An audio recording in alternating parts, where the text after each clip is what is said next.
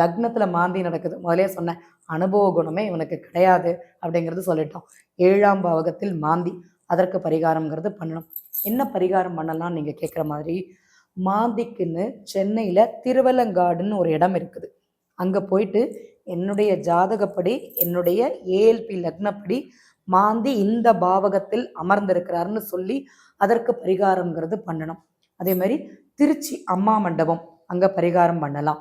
ஈரோடுல சங்கமேஸ்வரர் கோவில்ல பரிகாரம்ங்கிறது பண்ணுவாங்க, அங்க பண்ணலாம். பவானி சங்கமேஸ்வர் இங்க பண்ணா நிவர்த்தி இருக்குமான நிவர்த்தி இருக்கும் கண்டிப்பாக.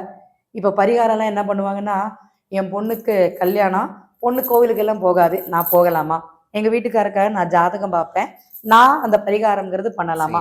கண்டிப்பாக பரிகாரம் பண்ணலாம். மாந்திக்கு பரிகாரம் பண்ணும்போது அந்த ஜாதகர் மட்டுமே போய் பண்ணணும் அப்படிங்கிறத சொல்லிக்கிறேன். அதாவது அம்மா அப்பா போய் பண்ணா சிறக்காது.